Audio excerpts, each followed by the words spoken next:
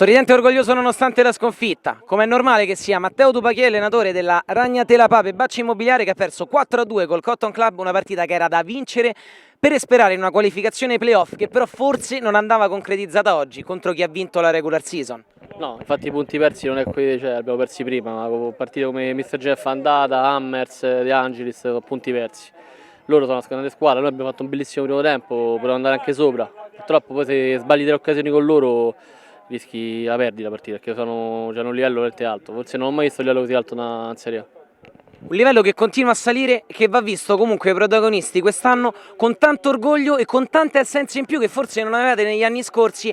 dove era più facile che arrivaste ai playoff per quelle che erano le premesse. Oggi come ti senti di giudicare comunque lo spirito dei tuoi che diciamo, con tanti giocatori che mancavano nel secondo tempo giocavano comunque come fossero sullo 0-0, almeno sembrava a noi dalla postazione? Io non avevo nulla da perdere, l'ultima partita sapevamo che dovevamo vincere per forza, ne abbiamo dato tutto, abbiamo messo tutto quello che avevamo, ti ripeto, il livello la differenza si vedeva, noi ci mancano poi tutto l'anno, purtroppo non eravamo una rosa al completo, secondo me a rosa al completo i playoff li vincevamo, no, li vincevamo, arrivavamo tranquillamente ai playoff, vincerli non lo so, però faccio in bocca al lupo a loro perché poi è la squadra che stimo e stimo Maurizio, quindi faccio in bocca al lupo a loro. Ragnatela Pape Bacci Immobiliare, ultima domanda, ha saputo sempre comunque rinnovarsi negli anni o aggiungere quei puntelli che quest'anno per esempio possono essere stati Ponziani e Lani.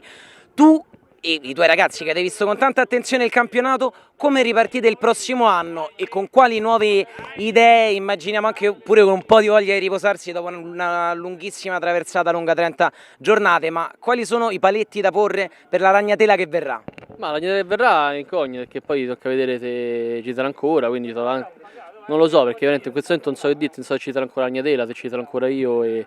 quindi vedremo. Nel senso io questa squadra sto anni che alleno, il nome cambierà quasi sicuramente, quindi sono attaccato a questa squadra a questo nome, quindi non, ti ripeto, sicuramente la squadra chissà con me mi seguirà o se l'ha fatta un'altra squadra, non lo so, quindi non so che dirti, vedremo quello che farò io e i miei pupilli sicuramente saranno con me.